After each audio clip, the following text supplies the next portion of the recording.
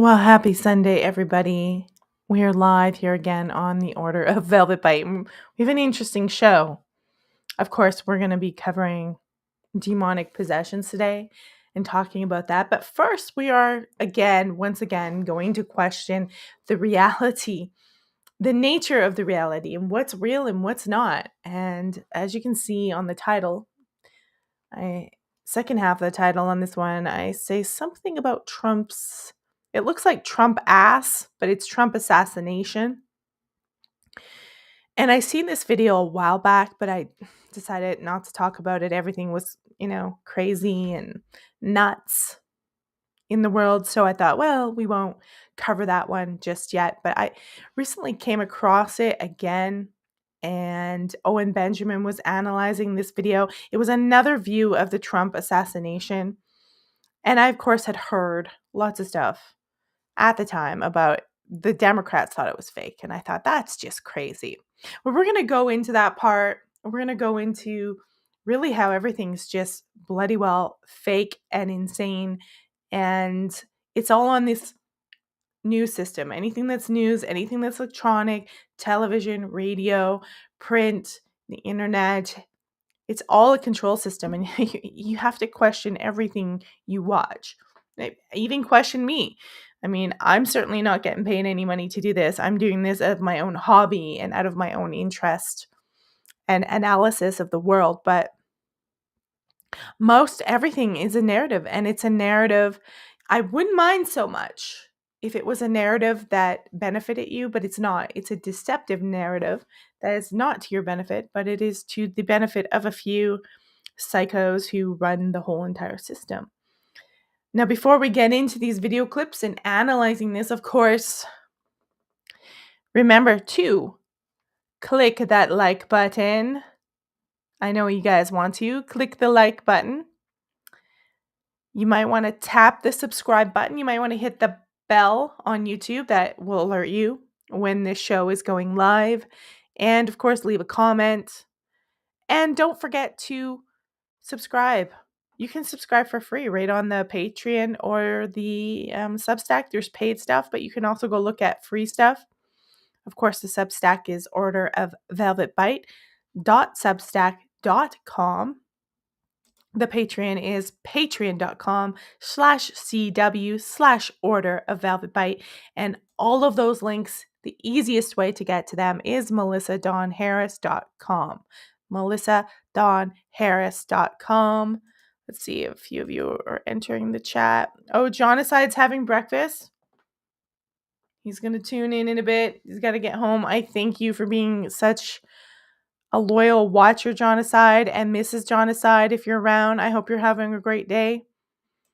We had a few people in here, but they went out and in, so hopefully they'll stream back in. I don't really want to start yet until a few more of you guys streamed in. Last week, I forgot to do the tarot card thing because we had Gary on. Remind me to, I will draw a tarot card at the end of this stream. But we talked about Aleister Crowley and the Abbey of Thelema last week, and I went to upload some of the shorts onto TikTok. 2 of them. I got banned. 2 strikes. 1 more strike, I'm out on TikTok. And they were not against any rules. I don't know what they said wrong. I have no idea. And they literally, it was just Gary talking about...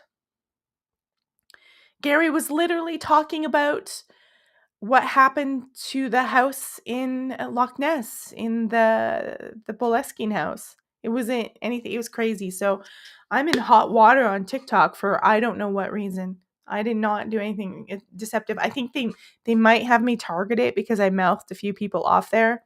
And so I don't know, maybe the new purchasers of TikTok don't like what I said. I have no idea. Anyways, drink break here. We know everything's fake and crazy, and I'm sorry if this is a Sunday and you're busy on Sunday, but it's, for me, more of me parsing out things spiritually and maybe even psychologically. And as I get older and analyze this world, I'm like, okay, everything really is crazy and fake. I don't want to use the word gay. That gay means happy. honestly, but everything's fake and constructed and inauthentic. And of course, that stuff gets that inauthentic stuff. Haven't you guys noticed? Haven't you seen the change of YouTube since it came out in 2005? It was YouTube, which meant you and me on the tube putting our stuff out. You see the content, it's not so professional. And it has transformed into, just watch what it's transformed into, all these professional, crazy productions and studios. That tells me it's been infiltrated. I don't know about you, but I think it was infiltrated a long time ago. I don't care if we're talking Alex Jones, Nick Fuentes. He is definitely, there's something wrong with him. He kind of reminds me of Ben Shapiro, but there's something really dishonest, and I think he's been groomed and trained to do this. There's something really dishonest about Nick Fuentes. All those shows, Steve Crowder, all those shows are fake and hugely crafted narratives. Candace maybe even too. I don't know. Candace seems like she's doing some really good journalism, but she may not realize that she's part of it. I have no idea where she fits, but I think a lot of this stuff is really fake. And if you guys backtrack to the summer of 2024, I was sitting in a pizza shop with my husband. We were trying this new pizza place out. So before we did carnivore, and I was waiting for my pizza, and suddenly I was getting messages and alerts on Twitter, and who I used to podcast with, whom I don't anymore because she kind of, yeah, that's a long story about someone with some mental health issues. Just all these messages saying, there was an assassination attempt on President Trump. And we literally that day went and covered it live. I had a group of there was 3 of us, I think, covering it. And we all really believed that there had been an assassination attempt. But I'm going to tell you, as soon as it was done, I was suspicious of the administration anyways. I thought they were compromised. But once he appeared on Joe Rogan and there wasn't anything really wrong with his ear, people are, oh, he's had it surgically done. I was like, no, stop. Bro, if someone shot his ear, there would be way more damage. I just thought that was so overwhelmingly suspicious. It's overwhelmingly suspicious. There was just something, even the shot of him with the flag, I thought, and I'm going to pull up an image of that for you. If you don't know what I'm talking about, I don't know. I don't know why you wouldn't know what I was talking about. But even that, let's see if I can put it in my system here. Hi, Renee, back. How Renee is. They're checking out. I hope you guys had a really good breakfast. I had some scrambled eggs with a little bit of cheese. I'm pretty sure I have this picture on my computer. And of course, it is world famous. And when I saw that picture, I thought, that looks like, look, I went to school for design and photography and all this shit. And you know how many pictures photographers have to take to get the right picture? Like sometimes thousands of pictures. And this event happened, and that's the picture we got, of course. Him pumping his fist, the flag just perfectly there. And I thought, I don't know. That's kind of crazy for me to think that was all just staged. Like, how could they? And I'm like, well, Melissa, they could. And so a lot of Democrats are saying it was staged. And then, of course, a lot of righties are like, oh, this Democrat, this is staged. And then I realized, holy good Lord, it's all staged. It doesn't matter what side or who you vote for. It's all staged. So we're going to take a look at the video shot from a different angle and analyze this. Then we're going to get into the demonic possession. Hopefully a few more of you will stream in. And I'm also going to remind you guys before we get into the video that this Thursday is a really hot show. Hot. Author Patrick Chenard, who has been to all these locations in Romania and studied this for a long time. He is coming to talk about his book on Vlad the Impaler. It is called Blood Sovereign, the true story of Vlad Dracula and the Aryan vampire myth. He's coming to talk about his book. I'm listening to the audiobook right now. So remember, be here Thursday, 7 p.m. Eastern, because Patrick's coming on to talk vampire. We are returning to the vampire, and I will probably do a live stream Wednesday night at 7 p.m. It's going to Wednesdays and Thursday nights. Remember, 7 p.m. But be here on Thursday. It'll be a good one. So a few of you, more of you are in the live stream. We're going to look at this video, and I'm going to show you not only are the Democrats faking gay, this whole thing with Donald Trump and the assassination, when you actually see it, and we'll listen to Owen Benjamin, talk about, you're going to see how fake it is. And I'm going to do it as an overlay here. Mrs. Renee, before we get in, she says, we had a good breakfast. I had turkey Benedict. I love photography. I took it in high school and college. Yeah, and Renee, we could sit there forever with our cameras, digital or not, to trying to get the perfect shot. And they just like, oh, it all comes together and it's a perfect shot. That's strategy. Like, that's like almost staged, but they staged it. And you're thinking, well, we'll get into this after. I just want you guys to see this video. I'll play it again if you want me to. But just look at this. And I'm like, we're all in a crazy made up world. Like, we live in a fantasy. We live in a movie. This is nuts. Okay, here we go. Check it out. By the guy who shot it, because he's arguing with everybody about what it really means. This is not AI. This is the other angle of the Trump shooting. So here we go. So moments after shots. Should I just read this? Because some people listen. Moments after shots were fired, a member of Trump's team rushes to the side of the stage to gather photographers, as you can see there. Okay, there's Trump up there. Okay, new angle. I mean, from this angle, you can just see how staged it is. And then now the photographers come in. He ushers photographers in from the left side of the stage. Bear in mind, at this point, people think there's an active assassin. So, okay. So now he brings in the photographers. There it is. Flag is lowered into position.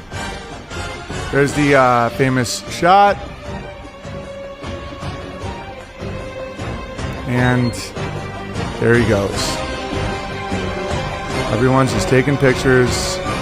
He continues to move the photographers into position with help from his colleagues.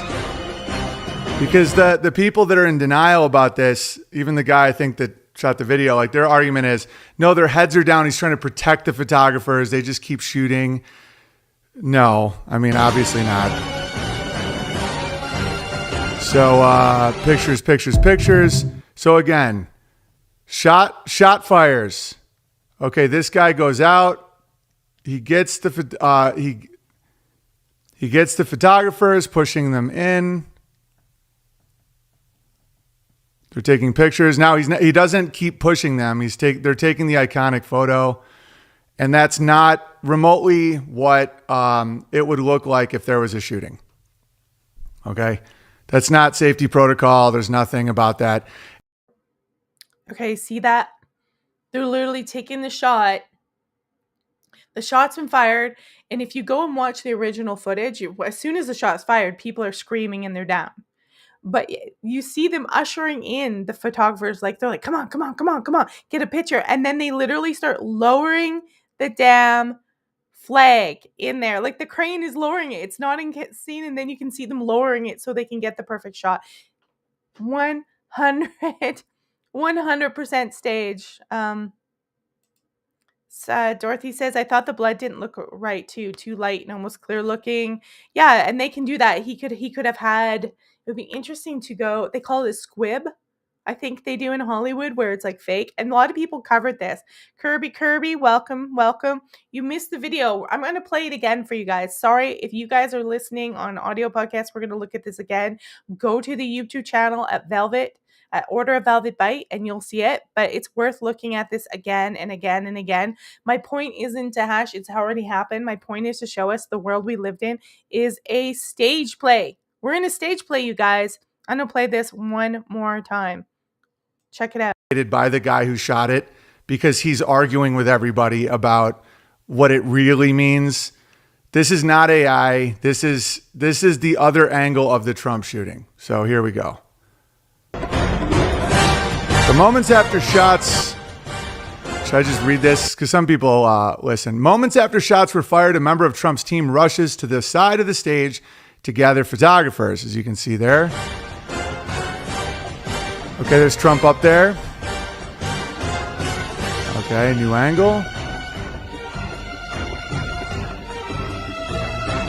I mean, from this angle, you can just see how staged it is. And then now the photographers come in. He ushers photographers in from the left side of the stage. Bear in mind, at this point, people think there's an active assassin. So, okay. So now he brings in the photographers. There it is. Flag is lowered into position. There's the famous shot. And there he goes. Everyone's just taking pictures. He continues to move the photographers into position with help from his colleagues. Because the people that are in denial about this, even the guy I think that shot the video, like their argument is, no, their heads are down. He's trying to protect the photographers. They just keep shooting. No, I mean, obviously not. So pictures. So again, shot fires. Okay. Crazy. Absolutely crazy. And I don't even know how far this goes. Like the man who was shot, Corey, I can't remember his last name. Was he an actor? Was he really shot? Were they staged? Were they in the audience? Did someone accidentally shoot them? And then that means, what about the kid? The shooter on the roof that they shot? This actually goes so deep. Like, do they get these bots there? Do they get these MK Ultra? Are all these people controlled? Are they all actors? Or do they they're just like, yeah, it's okay. He's next on the list. We're gonna whack him. And remember that kid who they shot was literally, his parents were psychologists. They're always psychiatrists. He was in that commercial. There's a lot of crazy things about that. And just showing that, how staged that looked. That they're moving the photographers and they're lowering the flag. It's disturbing. We should all just laugh at it because we're living in a movie. We're not even responding to what's real. What's real is, what I want to know is, okay, so the boy on the roof that they shot dead, was he really like, where's he? Is he like a Timothy McVeigh? Is a setup? Like who is he? Where is he now? Is he really alive or is he really dead? Like, do you see how this messes up your sense of reality and what's going on? That's why, like, you have to be this solid figure and you can't be swayed left and right because you've got to realize they're all faking it. All these events are staged. It's all, yeah, and the man who died, was that an accident? Or is that stage 2? Or was that an accident? They're just like, oh well, some people might die. It's just like 9/11. Oh well, thousands of people died. It's okay. It really is an inside job. He really staged it. Big deal. I think if that's it, we know we're dealing with psychopaths.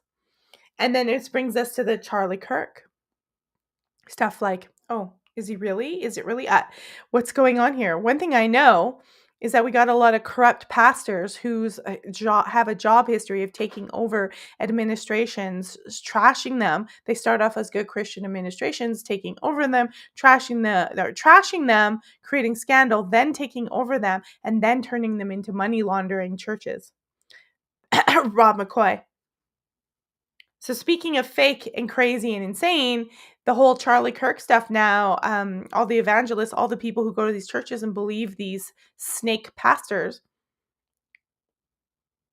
there's now an AI song out. Have you guys heard it? I'm going to play it in a second. There's an AI song out called We Are Charlie Kirk. And it is so bad. It sounds like Michael Bolton singing. This video that I'm going to show you is funny. It's AI with an AI JD Vance, and it sums up one of the reasons that I left the X thing and wouldn't consort with a mega, because all they did was post these lame ass AI videos with Trump doing the moonwalk or the Running Man with Elon Musk. Like, they're idolizing all these people. You're not supposed to idolize, you're supposed to question them. It was just, I couldn't stand sharing this ridiculous, inauthentic AI crap anymore. But so if that was fake, like, what's real? What's real is we probably have a whole bunch of people that are psychos. We're going to get into the demons. Cough, cough, Mossad, cough, cough. Well, and remember, Mossad's in with the French. The French, Mossad, they're all, I think the intelligence agencies of all the countries are working together. They're like evil magicians to create a spell on us. I think all those agencies are involved. I wouldn't even be surprised if they talk to Putin. And there's some, like I said on my last show on, I think it was Thursday, I'm like, there's also a battle going on between the elites and their companies and their corporations. So we're going to see some crazy stuff. That is fake. Everything is fake. The Democrats are like, there's no parties. There's these agencies and agencies that are creating magical wizardry on us and fucking with our minds. It's absolutely insane. Anyway, pop over here. If I had to hear it, you've got to hear it too. This is the state of MAGA right now. This is the state of the hardcore. Not all MAGA. A lot of people are noticing this. I shouldn't say all, but this is where they're taking it. This is where they're taking people fighting for proper medical, people who are fighting for good jobs, benefits, and humanity, and to get power away from the elites. It's now been controlled. TPUSA, Faith is now controlling TPUSA. And this is the crap that we're getting out of this. I don't know who wrote this. I know it's an AI song. Vivo Tunes, We Are Charlie Kirk. Everybody, even my husband, almost threw up when he heard it. And now, since my husband had to go through pain and I had to, you have to too. So let's. We are Charlie Kirk. We carry the flame. We'll fight for the gospel. We'll honor his name. We are Charlie Kirk. His courage. Do you want to know something? I'm pausing it just to give you a break in your personal, but all the people, it's AI people, right? And they're all like mindlessly staring with their candles and putting their hands over their heart. They're hypnotized. They're controlled. Their spirituality has been hijacked a long time ago. They want you. Literally, you are going to be one of these AI NPCs. That's how they want you to be. They're showing you this, so you'll be like, "We are Charlie Kirk," and you're going to stand there. I've seen evangelist members to the churches behave just like these AI people are behaving. There is a correlation here, my friends, and it is twisted.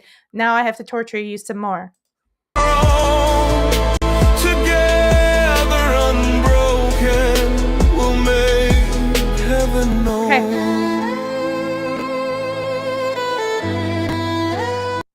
This is so okay. Listen to the music and the tone.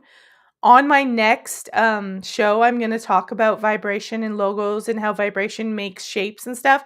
This music is meant to, you can feel it actually does start to trigger some emotion. That's vibration. Ooh, Jacqueline from Cumbria, England. Thank you for showing up. Jonaside says, I was hoping 3-Eye Atlas was aliens just to break up the monotony of our culture has become. Yeah. Well, I'm breaking up the monotony with some ear pain. Here we go. A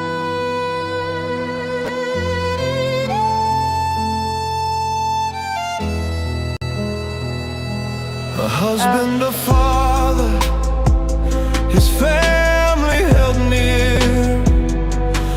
So they're now trying to connect you to him and connect his death to their church and their struggle and their this, but it's all controlled by frauds and money laundering, and Rob McCoy is evil. Everybody's saying, making fun of him in the comments. Like they're just like, what the hell? It's crazy. And it's fake AI. And they are literally probably the ones who helped plan Charlie Kirk's death.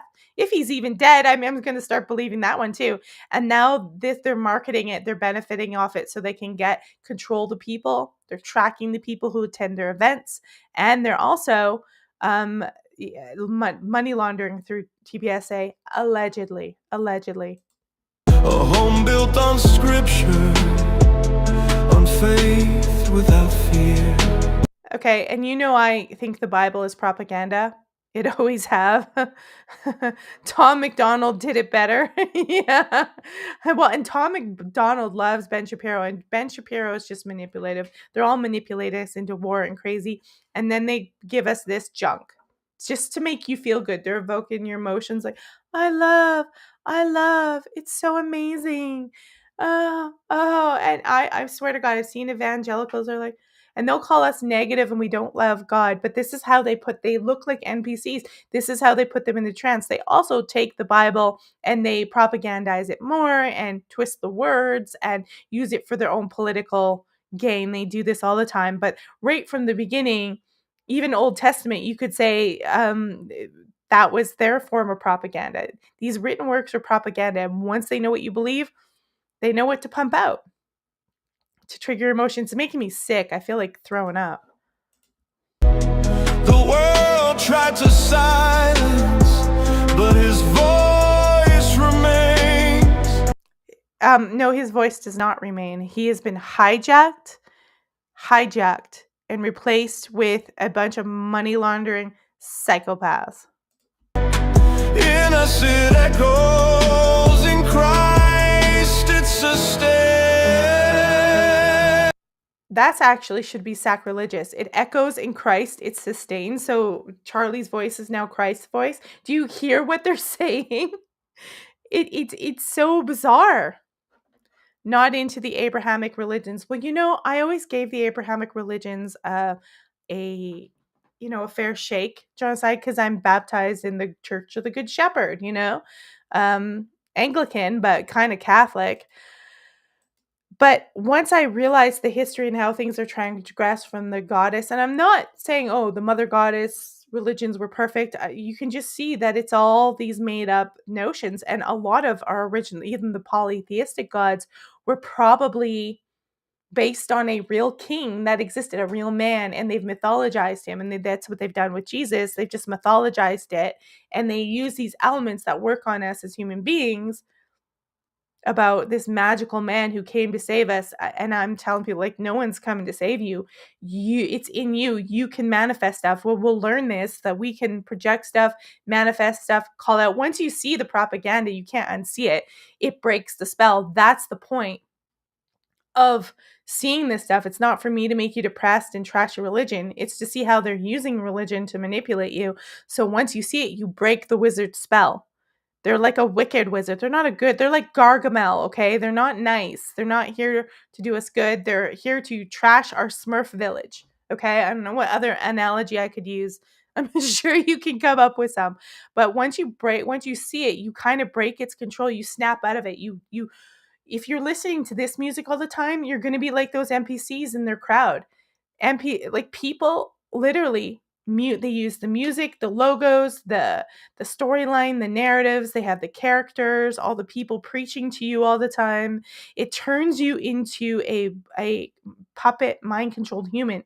And although this is AI, I have literally seen evangelists, real human beings, supposedly real human beings, evangelicals, behave exact same way, like they're hypnotized. it's it's nuts. It's crazy. That's the We Are Charlie Kirk. I'm not going to play it again and torture you guys. I'm not going to keep doing it. It is nuts, but that's the state of the world, and that's the wizard's spell. Like I said, I have some stuff I think on Wednesday we'll go through. I wanted to go through logos. I just haven't had time to research how logos manipulate you. But I do have some stuff that I want to talk about in Soundwave and Hertz. Like get to the raw magic, like how it's done. Not just talk about, oh, look at McDonald's logo. Look at the 666 and the logo. Yeah. I want to get into sound waves and all this stuff, and the sounds on Saturn, and with things that they're using to manipulate our brains and lock us into a certain frequency, which, by the way, I'm going to show you this. I'll show you this when we come to psychopaths. This is the tree of life. And you see this on the left. I want you to look at the left. This is like chakras, tree of life. And at the bottom is your base chakra. And you move up and till you work energy through your body till you get to the top. And that's when you can get all sorts of information. Religion and all these structures want us to stay in the physical. Right at the bottom here, that's where they can control our emotions. They want us to stay here. That's why they do manipulative stuff like that. That's why they keep us locked up in bread and circuses and crazy ass We Are Charlie Kirk songs. Like, smart people know. Like, there's a lot of people who are like, oh, this is disgusting. Like, this is gross. They're literally having a revolting act to it. Like, it's like, it literally sounds like Michael Bolton. And it's so hokey, inauthentic crap. It's literally, it's 80s crap. 80s, 90s crap. That's inauthentic music. We're we are Charlie Kirk. So if we are Charlie Kirk, then we've all been whacked and hijacked and manipulated, and they're using us to launder money, and they're about to take over and do the most heinous things, if we're super honest. But they like to, just like when you're Christmas shopping out there this year, folks, and you're happy, they want you to be in a fake happy, not in a relaxed, not calm, not feeling comfortable, not feeling good about your body, but super happy and elated. That's why they put all that Christmas music. It ties you to your memories. They want you to buy more. They want you to do something. They want you to donate. They want you to support all your energy, all your mind, all your life, all your soul, all your dollars. They want it to come to them. That's why they put this stuff out there. That's why they have Christmas music on. It makes you buy more. It's just one element, frequency of Christmas music. I know we make fun of Mariah Carey and her Christmas song, but like, the fact that we do that tells you that that song is signifying something, that people go all nuts for Christmas at this time. I won't be going nuts for Christmas. Not this year. How do I segue into demons? These guys are demons. This is demonic, I guess, if you believe that, but I don't use that word in the Christian sense. And I'm going to be bringing up a lot of research by Jerry Marzinski, who he does believe in religion. I will have some criticism on that at the end, but we're not going to focus on religion. We're going to focus on his experiences and what he says.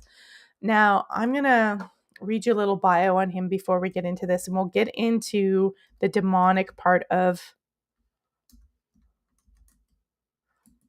I'm typing up his name. I should have had this pulled up. Now, there's probably a lot of people who are skeptical about Jerry because of the way he comes at mental health illness and specific schizophrenia. But Jerry, he's a retired psychotherapist with 35 years of experience treating psychiatric patients, including those with schizophrenia. It's probably one of his specialties because he's in a lot of like prison facilities. He also holds a license as a commercial pilot and a certified scuba diver. His website is, of course, jerrymarzinski.com.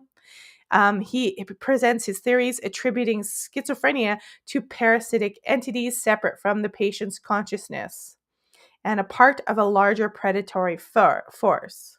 Of course, he's being criticized, but we're going to look at what he's saying because it is apparent to me that modern psychology is kind of a scam. It is not there to help you at all. It's there to quiet you up and shut you up and keep you in order, keep you going. And I'm going to first present the poll because I ran a poll on this. And most people thought that, yes, possession is real, and some said mental health issues, and no one chose religious superstition or effects of big pharma. Someone in the comments said, I think all of them attribute to them. And I think that's probably a more true answer. But we're going to go through this demon stuff, but I'm also going to present to you some evidence that there's a physical part of it as well, a physical part that destroys the spiritual part. And so we'll get into that. But the first video, go down to screen number 3. Spirituality about them. Let's touch it. So we've got an audio clip. Jerry's talking to Nachikita. I recommend you go to follow his show. But he is asking him, I think he's asking him about his experience or his history in psychology. So he's going to tell you a little bit about himself. Spirituality about them. And there was no spirituality in any of the educational systems I went through. I mean, I went through all of them searching. It's like, okay, where's the truth? What's going on? What's happening with me? How does the mind work? So I went, BA in psychology. There was nothing there. Went for a master's degree in counseling. There was a little bit there, but not a lot. And I went, well, they must be hiding the truth in the PhD program. So I got into one of the best PhD programs in the United States. They only accept like 1 out of every 1,000 applicants. I don't know how the devil I ever got in there. And I spent 2 years there looking. They were worse than any of the others. They were completely egotistical, materialistic, worried about how many articles they publish and their ego and their perception. It was a complete disillusionment. I mean, I could only stand 2 years of it before I started becoming depressed and sick, and had to hit the ejection seat. It was a joke. It was an absolute joke. It was like brainwashing. I could feel them trying to change the way I thought. Okay, he's talking about his experience getting his degree in psychology. And of course, that's what happens when you are in these institutions. I took some psychology courses when I was doing history and English. And if you dare bring up anything outside their spectrum, that's like, they don't like that. I'll tell you, they'll make fun of you. And then everybody else in the big lecture hall kind of laughs at you and looks at you. And then you're like, oh, and you're, I don't know what, 19, 20 I was. And I was like, oh, I look like an idiot. But I was like, I was questioning about paranormal stuff. I was like, what do you think about that? Is that part of psychology? But they won't touch it. What's ironic is most of the stuff that they do is pseudoscience anyway. So he's just saying, like, and that's how you get brainwashed, to follow their modes of therapy. And I think you have to, when you get out of school, a lot of times you have to unbrainwash your brain. You have to start thinking, well, no, there could be something else to this. This could be more than just these people are having a chemical imbalance. And we'll get into that later with some clips. We'll go back to this one and spirituality about them. We're going to listen to the second clip because there's a continuation. I just don't want to play too much at once. We'll replace it with clip 2 here.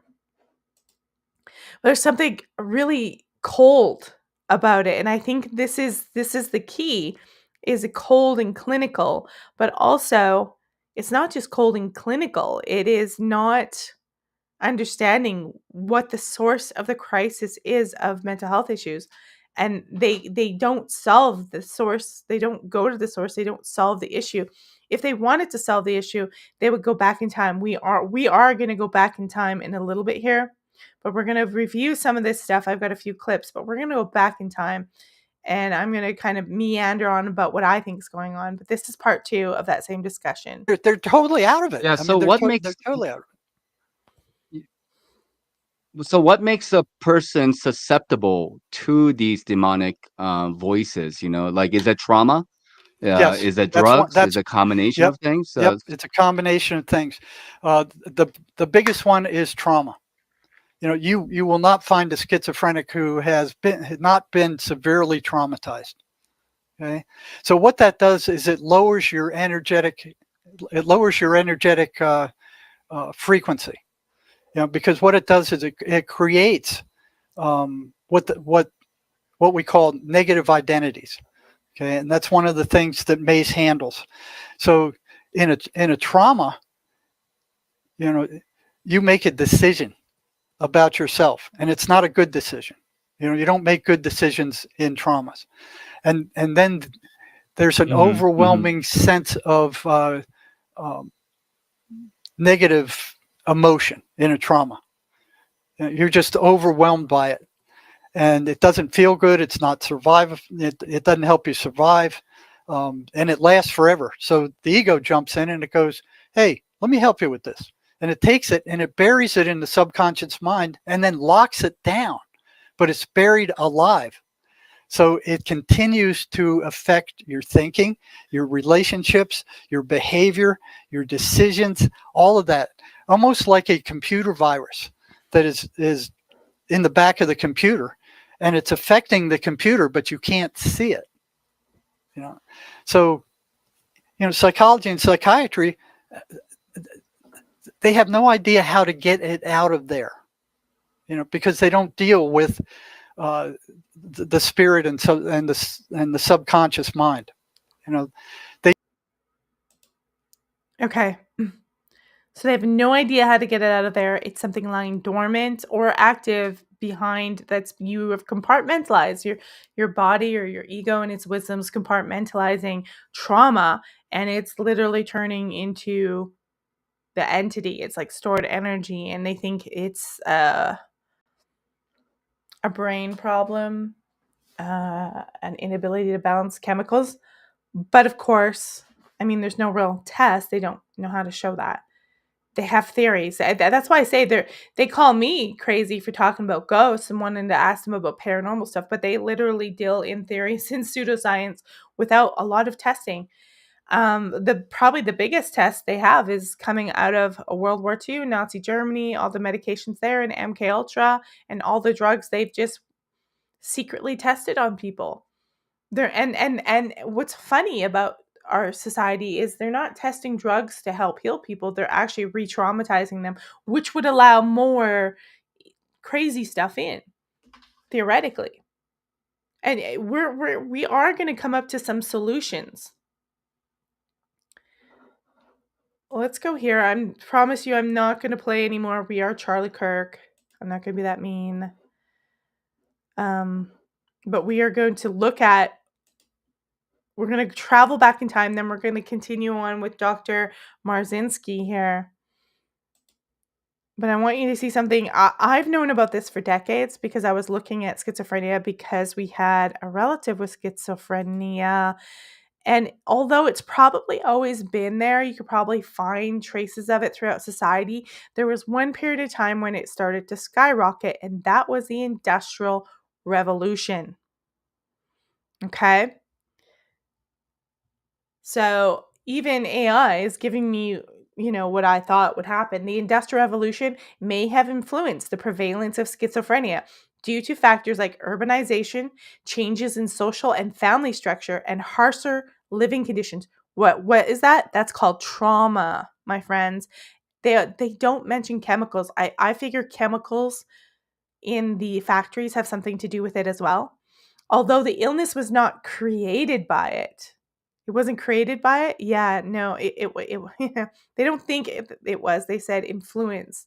But I think it is influenced it out of control. I think these powers that be, these elite psychopaths that use us as slaves, they create rampant outputs of mental illness because of they're removing us from the land.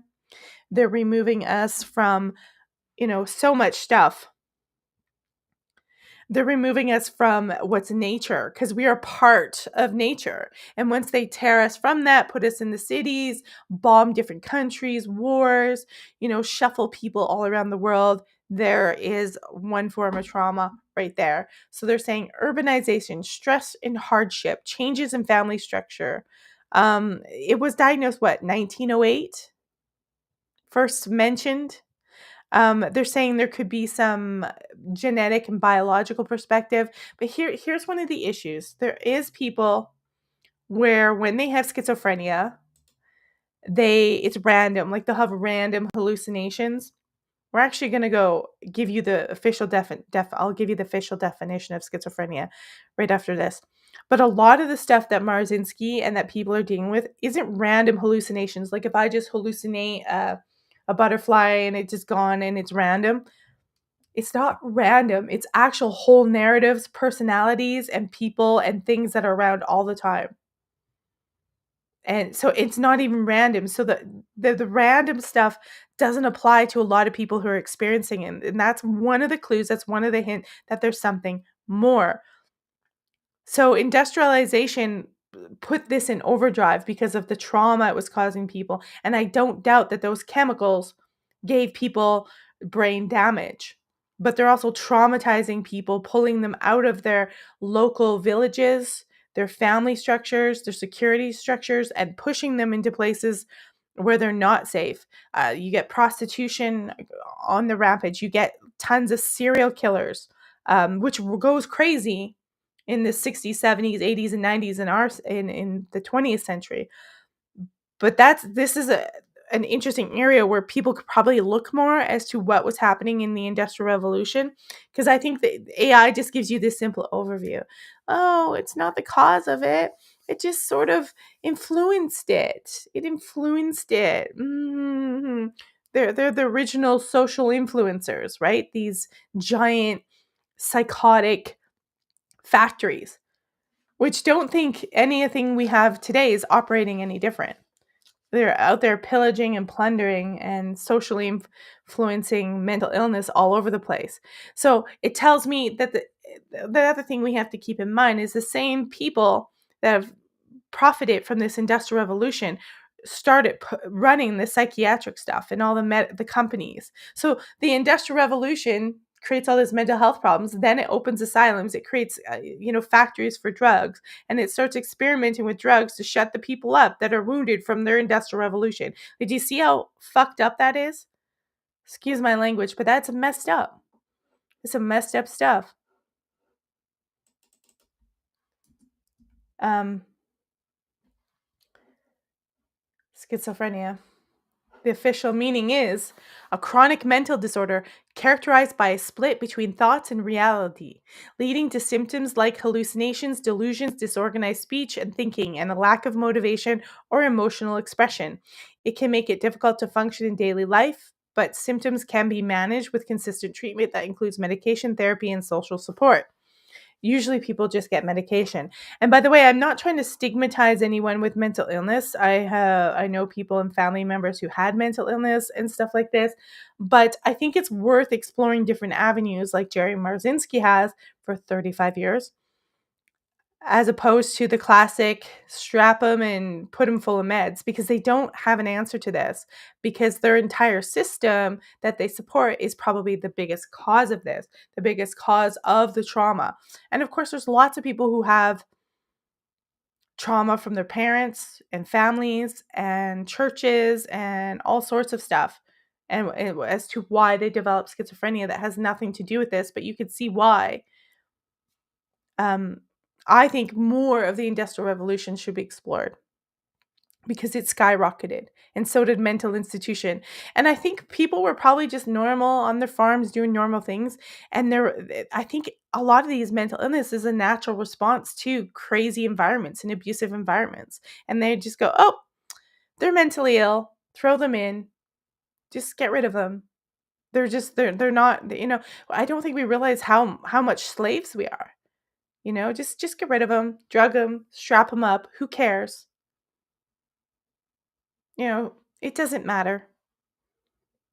Even though the system is what's causing it, because it is not an organic. We are from the planet, and they're ripping us from it and forcing us to, well, in a word, they're forcing us to be robots. Which is why they love AI, which is why this is the new thing that's coming. The transhumanism is coming in. Because they want us to all look like we are Charlie Kirk AI people singing. So we got some more videos to go into. They're totally out of it. Yeah. Not that one. We want to go into. Now, interesting enough, I found some stuff with Owen. I've been finding a lot of Owen Benjamin stuff lately, and he interviewed Jerry. And we're going to listen to them talk about that, how there's really no way they can test out for schizophrenia or any mental illness, really. They have no way. Like, we can go and get an an EKG, we can get a blood test, we can see how much iron is in our system, if we're low on this or that. But when it comes to mental illness, nothing, nada. And it's why a lot of people are probably looking at this going, we need to rethink this. There seems to be a spiritual element going on here. Let's check this out. When you said this, it blew my mind. There's no test for chemical imbalance. So they say you're chemically imbalanced. Okay, so what's the standard? Because I recently got my blood work done to see if my metabolic rate is good, my organs are good, all these things are good. And there's a standard, like this is the range, this is when you're healthy. So what is the range of your brain's chemistry? And they're like, we don't have one. And I was like, what? And so They don't. they don't. So when they say you're chemically imbalanced, they don't know what the standard is, what the chemical is, or anything. They just say that. They don't even know what the neurological balance, the biological, the neurotransmitter balance of the brain should be. Exactly. They don't even know that. Yeah. You know, they don't have any kind of baseline. You know, so that's one of the things that I saw when I was working at the state hospital. I'd ask all the doctors, well, what do you think causes schizophrenia? The honest ones would say, I don't know. Yeah. The other ones were, oh yeah, it's a chemical imbalance of the brain. So I'm thinking, I was watching these guys. I mean, I was working shoulder to shoulder with them virtually all the time.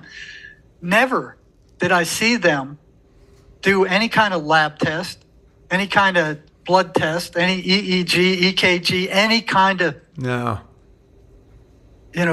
Any kind of valid test.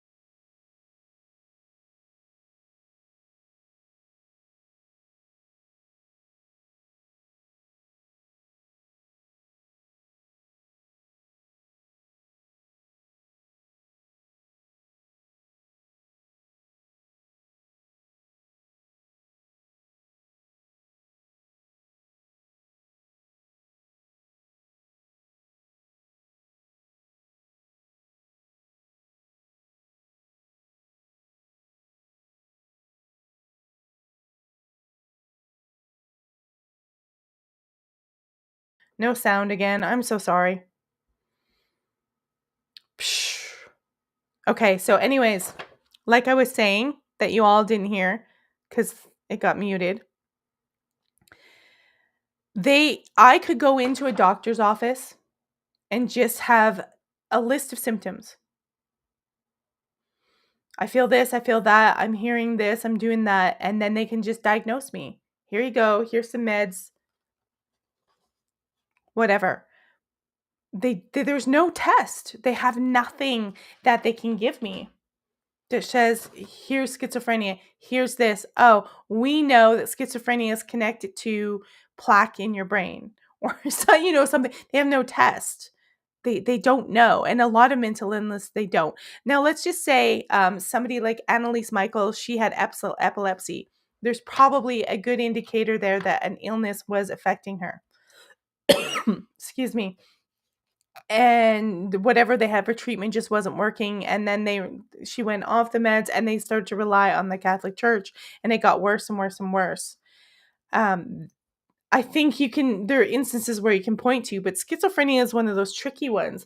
And so he's worked, gosh, like I said, 35 years in this. And a lot of the people he was dealing with, they didn't have random hallucinations. They were a constant presence with a personality there. And so it could be the fact that you have stored trauma in your body and the trauma has distorted and become something, and then because trauma allows a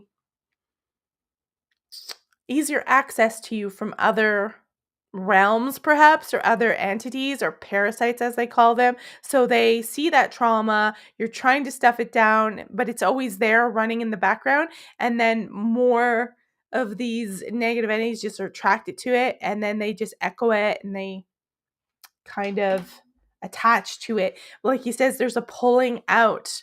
There was a video and I forgot to pull it up that I want to show you guys. I don't know if I can show you because I might get copyright. There was a show in Canada. It was called Ghostly Encounters. And one of the episodes, they went and they interviewed a girl who had an old hag. Now that's a type of possession where they're having night terrors and an old hag visiting them. And she was telling them about this as a story. And the producers and the people on the TV team felt really bad. And I think one of the members in the production team said, "Hey, I know this shaman. Maybe you'd like to do that and you could help. It could help you." And it's actually a really interesting transformative story. I'm going to see if I can pull it up.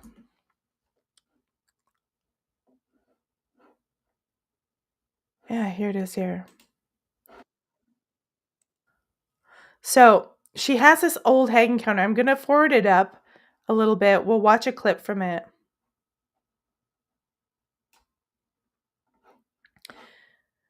And I'll share it with you. And I think this is a really good definition because she had major trauma from her childhood. She had problems in her family, and then she was on the street, and then she got pregnant. She was living in a hellhole with her daughter, and there was lots of drugs around, and she gave her daughter to her mom and went back to school and tried to work her way out of it.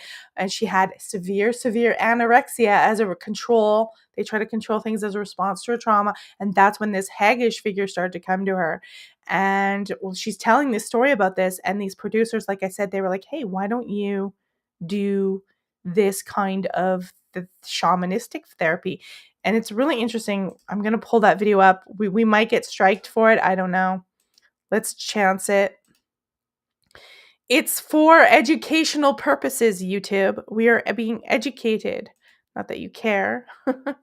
So let's take a look. And we'll go through this, and then we'll see. I'm playing it a little bit before she talks about the old hag, and then we're going to talk about her shamanistic experience and what that did for her.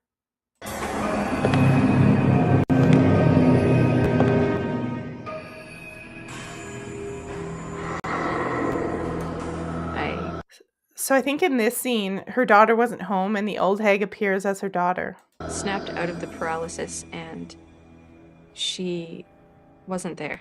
She wasn't even at my house at the time. She was staying with my mom. I felt so terrified because this was my child being presented to me, and she was talking to me, and I felt really violated. Like,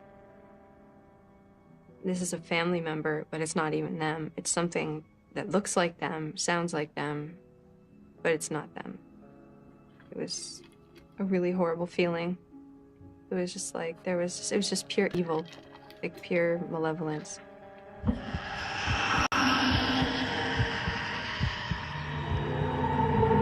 I'd like to... Let's go forward a little bit here. Go for it. It was very sporadic, maybe once every month, maybe once every 2 months. But as the years have passed, it's become every other day, every day. I've tried sleeping aids, I've tried prescription sleeping aids, even my doctor gave me, but I find that all that does is it makes it harder for me to pull myself up and out of it when it happens. I stay awake. It's the only thing that I can do. I eat coffee, I drink pot after pot of tea. When I do sleep, I sleep with my lights on. I sleep with the television. Of course, that's going to make it even worse for her that she's not sleeping properly. So she's also had eating disorder, nutritional deficiency, massive trauma in her childhood that caused this. She's in bad relationships. She's now doing well for herself. She's gotten her a better job and a place, and she's raising her daughter. But now she has this thing from all that trauma that's there, and it keeps coming back after her, and she's trying every way to avoid it. She can't even sleep. Vision. My dog, my cat, anything I can get just to keep me calm, just to keep me safe. I have a cordless phone, I keep it right beside me because at night, if it gets really bad and I have a really bad one, I will call my friends and say, come over and stay here because I can't be alone, because I live alone. I vacuum at like 4 o'clock in the morning and dust and have the cleanest apartment in Mississauga because I'm always up doing something just to keep myself busy. The anticipation of waiting for nightmares and hags is almost worse than the hag itself because you're on this weird edge. You're just uptight for hours. And on the nights that nothing happens, then no hag comes and no nightmares come, I'm half awake waiting that whole night, just waiting. That's like that's torture. That's demonic torture. And afraid to get sleep, because if I get sleep and then I remember how glorious sleep can be, then when it comes again, I'm gonna be even more depressed that I'm not sleeping. I'm just terrified. Put this forward a little bit. And I couldn't breathe, and it took me it took a lot to fight and get myself moving again so that I could lift my head. And that really scared me. So let's go forward because I want to get to the shamanistic part because it's... There we go. For her. When Kat was interviewed for this show 4 months ago, her courage touched many of our crew members. One of them had an idea, and one thing led to another. And 6 weeks ago, Kat went for help. Last week, she came back into our studio to talk about that. The night before I went for the intervention, there was a lot of hell. It was the worst night of my life. I had hags constantly, like every 2 minutes. I had probably like 50. I'm going to say this is not a hag. It's a hag, but it's a demonic thing. And it knows she's about to go get shamanistic help. So they're trying to terrify her and do anything they can to stop being noticed and stop her from going for it, make her exhausted. And the person who was staying with me, who was taking me to the intervention the next day, he felt things touching him, pulling on his hair. And I felt things touching me and pulling on my hair. And my pets were going crazy, running around the apartment, barking and meowing, and just, they wouldn't settle down. And I had visions and I was seeing things, and just, it was like the entity knew it had to leave, and it was using every last bit of energy it had left to try to scare me out of going to get help. So it was using its full force against me. It doesn't make sense with the amount of resistance I had the night before and the amount of change that happened to me over the period of an hour the day of. There's absolutely no way that it was psychological. I have to look at it and be honest and say it was 100% spiritual. Despite the terror of that night, Kat was undaunted. The next day, she got in the car and traveled 3 hours from home, chasing the hope that she could finally rid herself of the hag. She underwent a North American shamanic intervention. It was a process steeped in ritual, and as you can see, it was the ammunition Kat needed to fight the hag. It felt like morphine or something, some kind of like overpowering drug. I just felt my like I had vertigo and I felt this pain, and I just felt like screaming, and they said just scream and let it out because that's part of it. And I remember saying, I feel like you're pulling things out of me, and they said that's because we are. And I cried a lot, and then it was only about 3 minutes of that, and then all of a sudden this warmth came into me, this beautiful warmth, and I felt so calm and peaceful. I feel like so good sleeping. It's just amazing. Sleep is so, I can't explain it. It's just been the most beautiful experience for me. Going to bed at night with a smile on my face as opposed to clutching my blankets in fear is made the biggest difference. It has made a huge difference in my life, and I just feel like a brand new person. All right.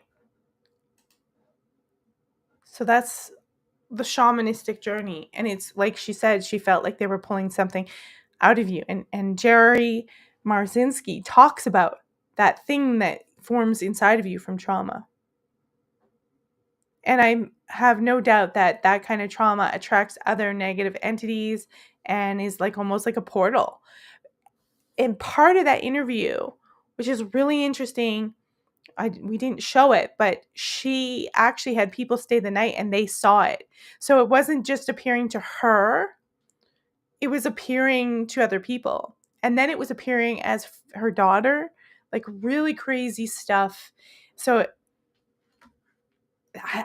they called it the old hag and sleep paralysis, but that's just as much demonic possession as I can think of anything would be. So we're going to go for some more videos here from... when you said this, we're going to talk about social media. So we talked about the sleep hag, the sleep paralysis. I really think it's demonic possession. And we're talking... Jerry Marzinski's going to... We'll have a clip where he does talk about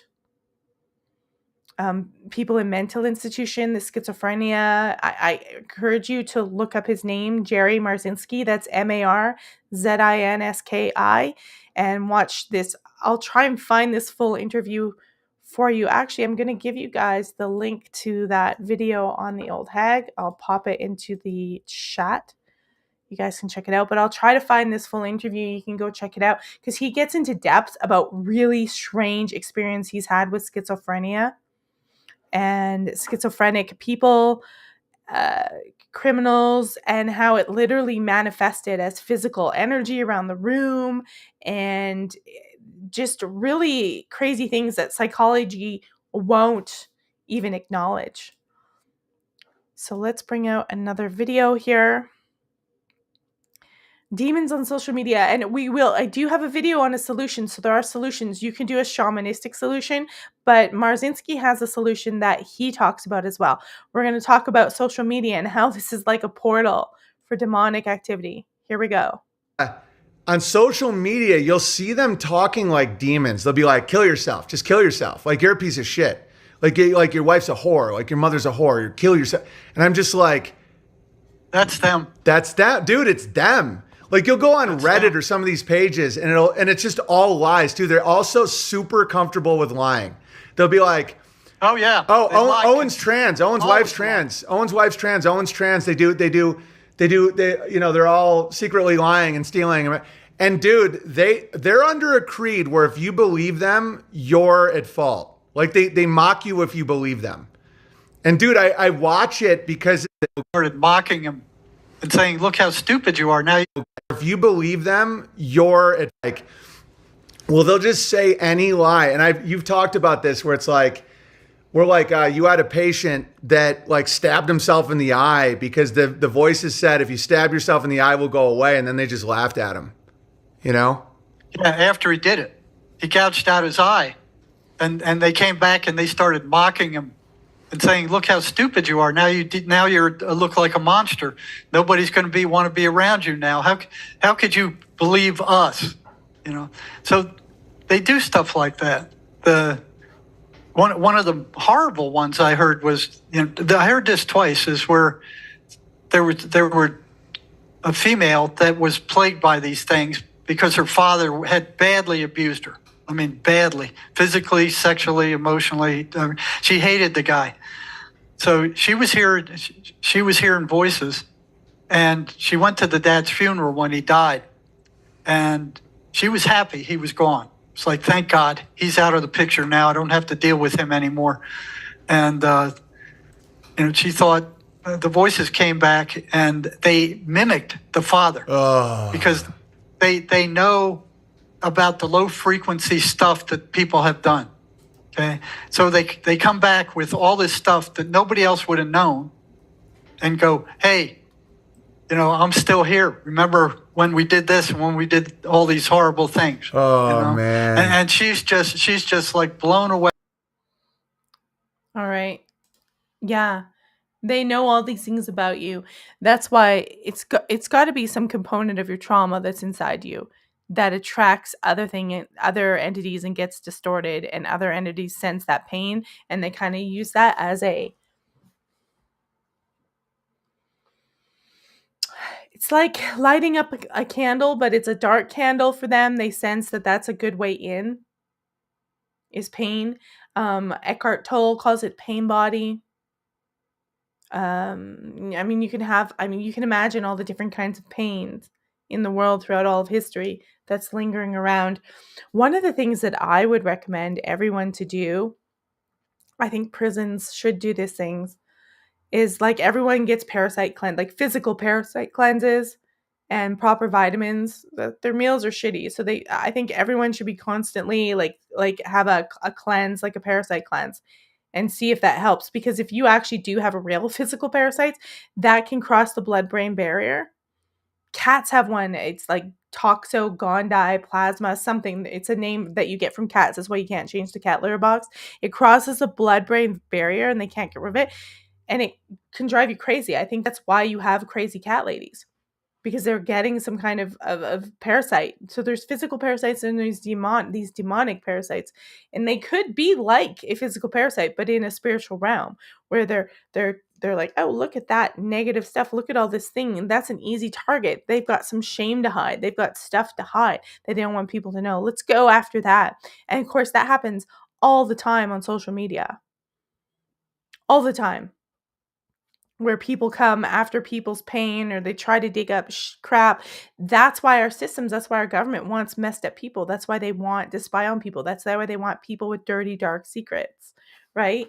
Not that I think it's funny, but they want people with that pain because it's easy to control. And you also get within the CIA, FBI, those kind of agencies with their own children, they create the pain.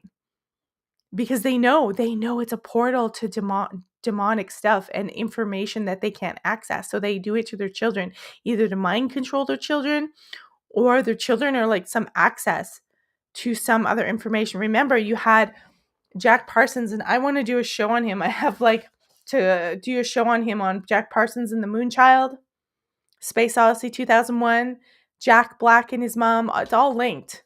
I know you're like, are you crazy? Yes, cat coffee.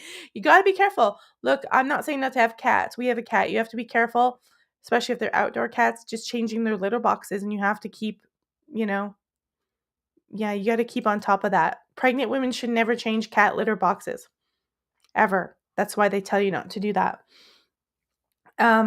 Anyways, yeah, the CIA, all these people, they perform these weird, crazy rituals on their own children. You're hearing some of them come out and talk about it now.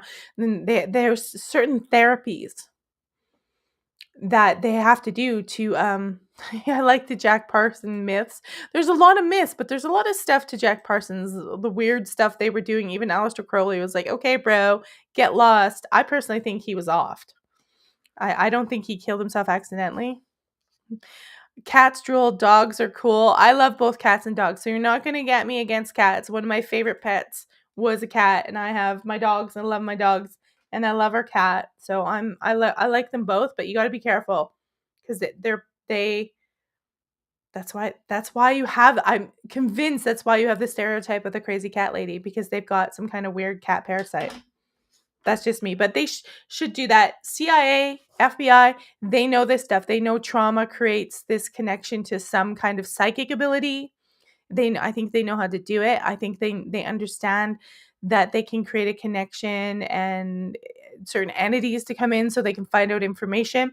And one of the things that these entities don't want, this is why they go crazy and they act up, or they'll lay dormant for a while and you'll think, it's gone. I don't need my meds. I don't need this. I don't need that. It's they lie dormant because they don't want people to detect them. Right? It's like, one of the things that medication does do for someone who's like rapidly schizophrenic is it quiets things. It makes things calm. It makes things calm for them. The voices are still there, but they're able to calm down. They're able to quiet things down so they can try to get under control. It doesn't take the stuff away. And there are people who go into relapses, like they'll be total full-blown schizophrenia, and then they'll go crazy. I actually have a story about a relative. Interestingly enough, a relative through marriage. I wasn't related to him by blood, but he married one of my like second cousins. It was actually my grandmother's sister's daughter married him, and she was crazy too. She had a lot of mental health problems, but it was all from abuse. It's all from trauma. All these things and demon possession, weird stuff. I swear there was a demon in their house. It's all from trauma. Anyways, her husband, when he was born, they said he was born dead, and his mother was having complications, and they put the baby aside. They put him aside and worked on her because he was pronounced like dead when he was born, and they were working on her. And then after a while of working on her, they heard him crying, and they were like, oh my God. And so they went and started to work on him, and he came back to life. I don't know if they just falsely diagnosed him as being dead, but they thought he was a stillbirth. No signs of life. And then he started crying after a while. And when he got older, there was something always a little odd about him, but he was a good-looking man. And then he had smoked weed, and then after that became full-blown schizophrenic. Like, he was hallucinogenic, paranoid. He would go from religion to religion. Like, one day he would be like a born-again Christian reading the Bible, and then you'd meet him again and he was reading Anton LaVey, like really crazy, really intense, could be very violent. I never liked him. He always made me really nervous. One time I witnessed him. His wife made me nervous too. She wasn't mentally well, so they kind of attract together. And I always felt like there was some crazy thing in their house. Like, I never really wanted to go there. I actually had to live there for a while with him. And one time when I was older, I stopped by, and he went on a psychotic binge, and he literally was punching his wife in the bathroom, in the bathtub, and there's blood everywhere. And he was coming up the stairs at me, and I just ran out the door. I just kept running to my other aunt's house. I did not stop running because this guy looked like a demon coming up the stairs. And it's not funny. I'm not laughing because it's funny what happened, but they were both so mentally ill and not very nice people, like mean, nasty people who would do nasty, manipulative things. Like that relative who I am related to through blood, who he married, she signed my names on documents, reported her own children into to social services, and signed my name, I think, and made it up that I did it. Like, that's how evil and wicked and horrible these people were. But there was something on them. I still think there's something on them. And it's all from trauma. But he was born pronounced like a stillbirth. They thought he was a stillbirth when he was born. And then he came alive. That's the story. And ended up years later, in his early 20s, with schizophrenia. And a lot of times that they say that's when it triggers, is at that age in your early 20s. A lot of people will. But I think people downplay the effects of doing things like marijuana, all that stuff. It can help engage that. I don't know. I always thought they were demon possessed. It was really creepy. But there are ways, I think, other than just drugging yourself, that you can deal with this. And Jerry Marzinski has looked at this. And again, I put the link to the full show in the live chat. So either go to that link, or you can type Jerry Marzinski, Owen Benjamin interview, and go find the full one, because he goes into some stories that I'm not even going to get into in this show. But there are some ways that you can go about mental illness, specifically schizophrenia for him, and without just being on drugs. Like, I just showed you one way, a shamanistic intervention. I don't know the exact procedure, but clearly they were getting her to pull something out. They were getting her to access that trauma, and wherever that was the point of connection for all this negative stuff. Genocide says, oh, I think the faked Parsons death, they faked his death and he went underground into a covert government. Oh, I will add that on the research list. I thought they killed him because he had too much information. Really bizarre stuff. Thelema and weird stuff is all throughout CIA, FBI, through Jack Parsons into NASA. It's crazy connection. We'll do a show on it one day.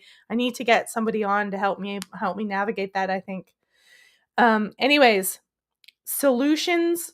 I watched that full video. Jerry Marzinski has a YouTube channel. There's lots of content there. I've shown you a couple clips from a couple things. We can only touch bases. I don't want to use too much of his work because you can go to his channel and watch it there. He's going to present a solution, and then he does talk about religion, and we'll go to his solution with it's called MACE, MACE. That is what he does for this kind of, I don't know, therapy. It's an acronym. And personally, I think, like in our system, I'll pop that up again, when they keep you in the base chakra, they can control so much there. And I mean, I wouldn't be surprised if they have technology even today called the voice of God, where they can put voices. And it wouldn't surprise me if, on top of the Industrial Revolution, all the the wireless, the telephone, all that stuff scrambles with our brains and causes us to pick up. Some people just can't take it, and then with trauma, they're picking up on tons of voices, and they fragment, and they actually can't connect with their own real strong self. So you don't, they prefer us to be like this or drugged out because you don't know who you are. You can't keep in touch with that guiding voice that guides you and warns you and gives you the intuition. Trauma separates you from it. I think massage can help you reconnect with it if you get the right massage too. But this system's called MACE, and I'm gonna get Jerry. I'm gonna replay. I'm gonna get him to tell you about that therapy treatment for anyone who's having any kind of issues. I'm not giving you medical advice. I'm not advising you to stop your meds at all, because that can be very dangerous as well. But I'm advising you to look into this and just listen to this information on MACE Energy. Check it out. This crap doesn't help anybody. It makes them reliant on drugs. There's a new energetic therapy that has recently come out that they're totally ignoring, called the MACE Energy Method. I'm glad. I was just going to ask you about that. I really want to know about that. Yeah, tell us about MACE. Yeah, in most cases, it will cure most psychological disorders. It works energetically. How does it work? It goes in there. Well, what it does is it goes in and it discharges trauma. All right, it's got a method to do that. And once that trauma is discharged, it doesn't come back. It's gone. So if somebody was badly abused as a child, you can go in there and you can find that and get rid of that trauma. Mace found that he found that the mind isn't what people think it is. Right? He says that the mind, all it does is focuses your attention. It creates a picture of where you focus your attention. Right? It's not. It doesn't think. It doesn't analyze things. It doesn't see anything. It just takes pictures and absorbs of where you focus your attention. It's so true, man. So true. That's why I'm always saying observe, don't absorb. That's why it's hard to do. That's why you got to get off the social media where the demons are. That's why when it's hard to watch that Trump clip that I showed you, it's assassination stuff, and not absorb it and get upset. But they want you to absorb it, right? They want you to absorb stuff because then you'll store it as little pain centers. And this sort of MACE technique is helping people take the parts they've absorbed, and it's turned into some kind of demon portal, and release it and get rid of it. I haven't tried it myself, but as a therapy, and I suspect that shamanistic ritual that we looked at in that clip about the old hag is doing something similar. They understand what the mind is. They actually have a more spiritual inclination of what's going on. They understand how the pain makes this demon figure. And I believe that, like, you could probably, if you spend too much time this way, even if you focus on the paranormal and negative stuff, some crazy things could start coming from buildings or anything, and it will attach to your pain. So that's why people pray and do certain rituals, and they try to make sure that they're dealt with, or they're, and some people won't even do with it because they don't want something attaching to their pain. But that shamanistic ritual, so you could try that. You could try mace, that's MACE, look it up, or go to Jerry's website. I believe he's jerrymarzinski.com. I'm sure he has some direction on it, but it's one of those things you can do alongside of your medication. Don't just stop, because that has some horrible effects in of itself. Kind of, you know, do it. And if you're going to get off medication, you would do it with your doctor and wean it. But look at this alongside of that and then see how that helps and what that does. Because like that, and if you're having sleep paralysis, consider that it's not just, oh, a sleep disorder, that you have some kind of pain, some kind of trauma, that, like that young girl, was showing up as this horrific, old, haggish, demonic, distorted figure. A lot of times that happens. It's really bizarre. Now, one of the things he says, and I don't have a clip of it, he talks about how demons hate religion. And if you've ever seen that, you'll know demons talk about how they don't like religion and they get upset. But I'm warning some caution. I think what it is, and we've seen it with that young girl in the Hag experience, is demons don't like to be exposed. Okay? So just because you go to a religion doesn't mean they're going to be able to deal with it, because that religion in itself could be full of tons of horrible people that are demonic and acting bad. So I wouldn't be like, oh, yes, I must go to the Christian church and then wonder why it's not gone. I think what it doesn't like is it doesn't like to be revealed. So when you say religion, that means you're going to go tell people, tell other sources, and put it out to the light. And it doesn't want the light. It wants to stay uncovered in its inside the person, like a parasite would, right? So it's not into that stuff. You got to remember, the Bible was written as propaganda to control your thoughts. So you have to take the good elements of the Bible and use that, and not use it to manipulate against other people. And that's what usually happens today on Twitter and in these mega churches. They're just contorting the words to attack their enemies.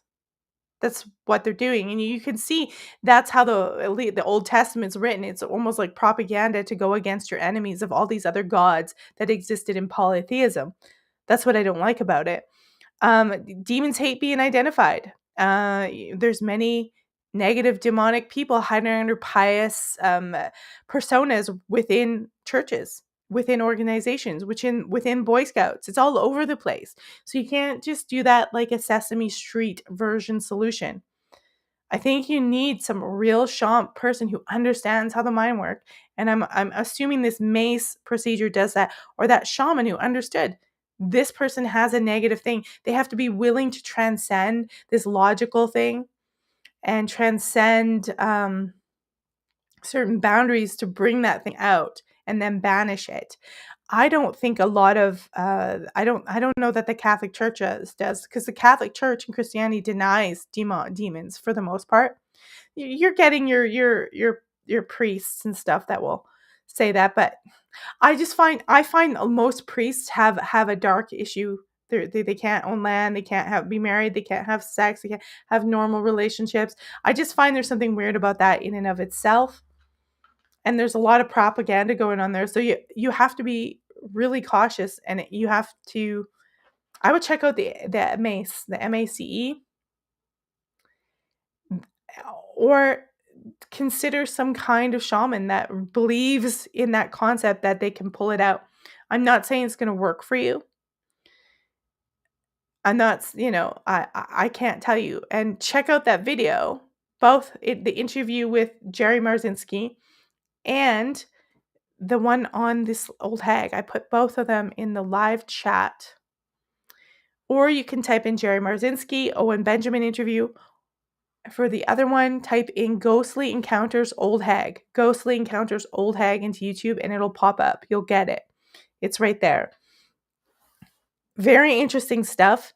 And so again, a lot of people in my audience voted that they believed it was a demonic, it was real. It wasn't just superstition. I think some religions have it better than others. Of course, Islam believe in the jinn. They acknowledge evil. They acknowledge this stuff. It's whether or not you can acknowledge it within your own system, right? Um, Christians did believe it, but a lot of times it's used to attack innocent people. Like, you're a witch, you're this, you're that. They don't realize it for what it is. They just say, oh, it's an evil demon, burn it in hell. They create this heaven and hell concept, and it's all an inner struggle. And so I think the Christian church really gets it wrong in how they deal with it. And historically, it's all been demonizing people for political attack, and that's not what we want. We want, if someone's having these problems, these mental health issues, we want to be able to release them or pull it out of them or get to that source, get to that trauma source and bring it out, because it's hiding, almost like you left your browser open in the background and it's taking up a lot of energy. That's the other thing. These demons, when you're exhausted, they take up your energy. They take up your time. They elude your thoughts. They'll have a consistent, strong narrative. It won't just be a random hallucination. Hallucinations are random. They'll have this consistent persona. They'll come and they'll do the same things. They'll say the same things. They have personalities. It's not like some fleeting, weird hallucination like you're on LSD. It is like, almost like some of the people explain, like when they first came down with it, they felt like their mind was carried off into another world. Their body was here and they were trapped in this other realm where this thing was saying things to them, but their body was over here. You take of that what you will. But Jerry had so many interesting experiences working in his profession in a lot of these mental institutions and prisons, and looking at people describe what they were going through, watching them. He'd watch one person who would be perfectly fine, energy in the same prison, nothing going on, and then somebody who had schizophrenia, just no energy, couldn't even walk, and they would describe things to him. And when he would ask, he was the only one in the prison asking them to describe things and listening to them beyond this arrogant clinical disposition. A lot of therapists either have issues of their own, or they're these PhDs. They're so busy writing articles about how the genius they are and what they've discovered about meds and stuff. They're not even actually looking at the person as a human being, and they're not looking at what really is happening. And they won't acknowledge anything else. They by the way, they don't have a cure. They just med you up for all this stuff. And a lot of times the meds make things worse. And they have no cure, but they think they're genius. And if you say something about possession or the realities of spiritual world, that's it. You're the crazy kook. You are going to be shut down. Not happening. But yet they can't even test. They can't show you a test that shows chemical imbalance. They can't show you anything that links to it, but you're supposed to be nuts. It's really crazy stuff. I was gonna torture you guys again and play the We Are Charlie Kirk song, but I don't want you guys to have a demon in your house. I don't want to do that to you. We forgot tarot card draw last week. There's a few of you in here, so maybe we should do tarot card draw and see what they tell us this time. It's a 1-card draw. We'll tie this baby up. If you guys have any experiences, you can either email me. Remember, it is the website is melissadonharris.com. The email is melissadharris77@gmail.com. I'm gonna pop up. We didn't do intermission today, but here's the intermission screen. It shows you some information there. It is, melissadharris77@gmail.com. What do we got in the chat? I have Chihuahua, so same thing. Those Chihuahuas, they can be heated. My friend has a Chihuahua, and it's a little girl Chihuahua. I'm serious. I buy sweaters for the dogs. I do have some pajamas for them to keep them warm, but she has like an outfit like every week for her dog. It's hilarious. It's very cute, but it's hilarious. So John aside has had a night hag experience. I did as well, but I think it came from somebody else. I've shared this before on the show where I had John Chadwick. We were running a show together years ago, like 2018, 2019. And we were trying to test the Philip experiment and see if you could manifest a ghost. And so he was doing all this ritual stuff. I wasn't doing it. I was so busy working and being a mom. He was doing it. And then I had this hag thing, this old sleep paralysis experience. And it wasn't a hag. It was really weird. And it climbed up on top of me. And I was able to get rid of it. I was like, hell no. And then when I woke up, I contacted him and said, can you please stop the Philip experiment thing? Because he was having things manifest in his house, like a shadowy figure in the hallway. And so I had something show up, and I just like, yeah, can we maybe stop that? Because I think it's real, and I don't need to know anymore. I just don't want something crawling on me while I'm sleeping. It's not good. It's not a good. So if you've had an experience with this, or you know anyone in your family, I told you about the man with schizophrenia in my family. I believe he's still alive. One of the weirdest things too is like the name changes. The personality change was really weird. Like his name was Eugene something. I don't want to give you his full name, but he changed it. You can't call him that anymore. You have to call him Nero. He's Nero Roman Nova. I won't say his last name. Totally like he's like a Roman. That I'm telling you, it got strange. That's why I think we are in this realm of with all this tech and the change to monotheism and the development of tech along with these psychopaths and this whole system we live in, this fake we are Charlie Kirk stuff. I think we're breeding narcissists and psychopaths, people who will just, okay, well, I'll just put a fake identity and be somebody else. I'll just change my name. I'll be fake on I can't do that. That's why probably I'm not some professional system with a fake name and just a big brand and you can just stamp it. That's what we've become. That's not spiritual. You're better off to be with fewer people that you trust. So okay, card draw of the day. Here it is. The Chariot. Are we racing forward? There's a chariot, my friends. It's very Egyptian. We've got the Sphinx and the castles, and we've got this very stern-looking man who's running the show. Who's that stern-looking man? Who? I wasn't expecting that one. Well, war, triumph, presumption, vengeance, and trouble. Oh no. Vengeance. Maybe that's the demon. Maybe he's running forward on a chariot. We rebuke you. We gotta have some jokes here. That's another thing. That's what's good about comedians is they can joke about things and lighten it up, and that breaks up the crazy. That breaks up the psycho. Oh, it's my mom. She knows who I'm talking about. The Nero Roman Nova. She would call him by his birth name.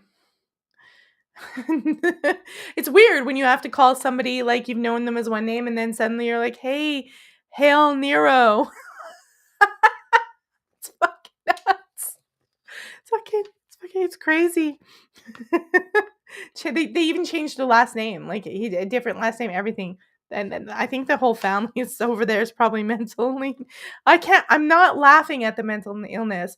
I think he's more calmed down than he was on meds, but he went crazy. Like he attacked a bunch of cops, ripped a cop's ear off with his teeth. From what I understand, like he was not in a good system and he was on meds, but you just never know. They go in and out. It can go into remission.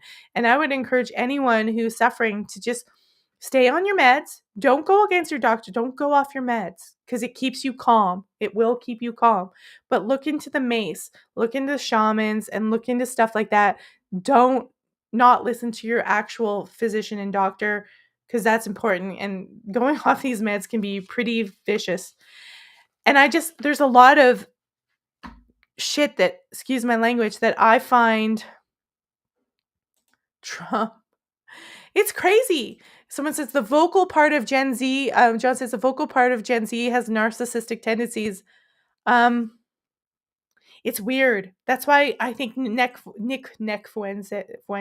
It's a Nick Fuentes.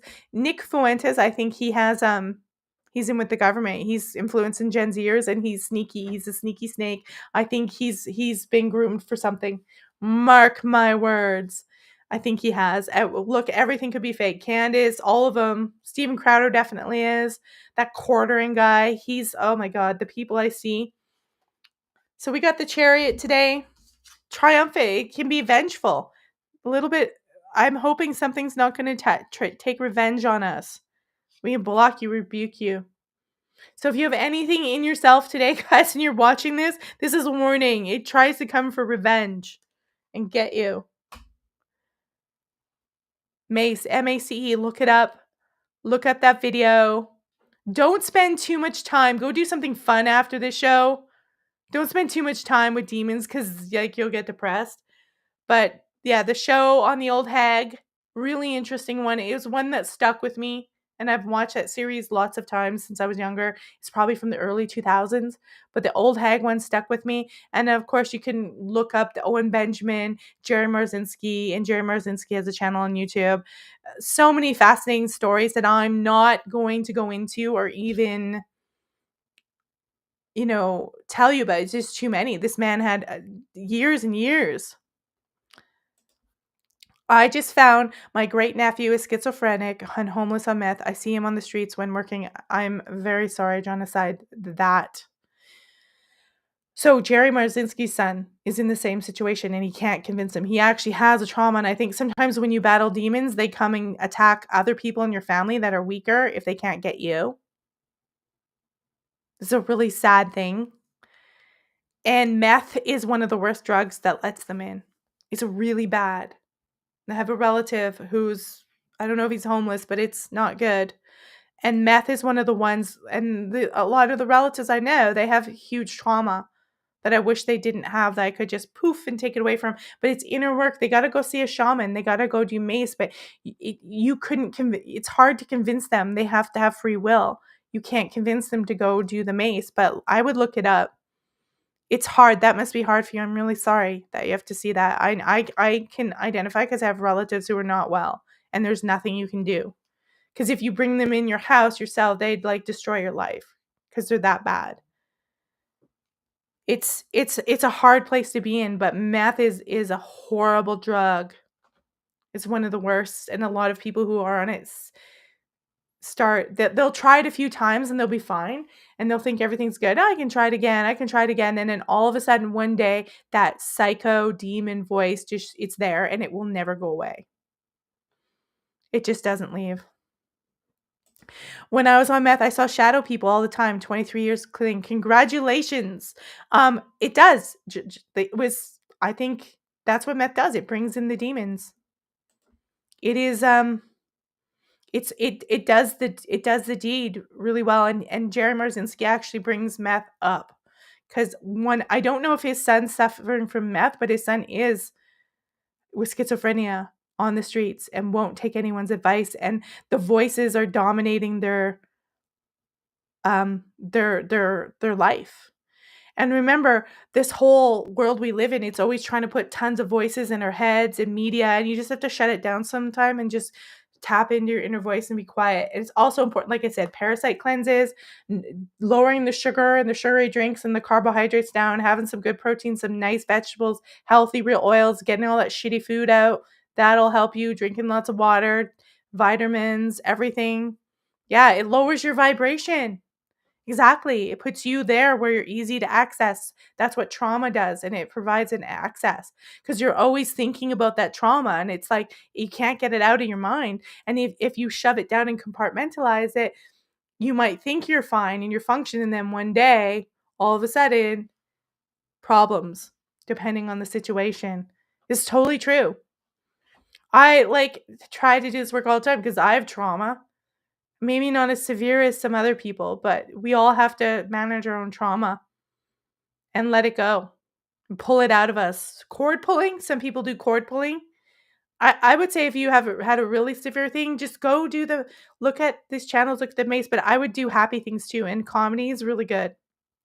As long as if you have an addiction, so I know some people I dealt with their addictions, if you went to a comedy club, they would just start drinking a lot, so maybe not go somewhere where triggers your addiction. I don't know. Yep, the devil's drug. So right. My husband's reminding me that Marzinski called it the devil's drug. This is a devil's drug. But, I've seen people drink and they turn in Jekyll and Hyde. They were fine and then they start drinking and they are nasty and mean like the devil. I can have a glass of wine or two and I'm fine and I'm like, ha ha ha, and I never touch it again. So I won't touch it for months. So I've never had that issue. Some people like me, I used to like to binge eat. That was my issue when I was really young. It's like that's how I'd stuff it all. Stuff it down. Eat that sugary shit. Some people get addicted to food, porn, sex, whatever it is. It's not doing you guys any favor. It's so crazy. So the chariot. Oh, look. You guys, if you have an insight as a chariot, you can always put it in the comments, not just about me.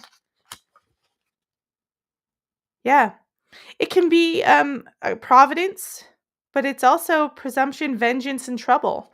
So I think they're warning us, they're telling us a symbol for the demon.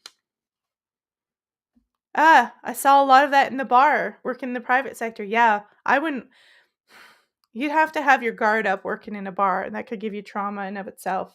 Because there's some people with some problems if they're hanging out in the bar all the time.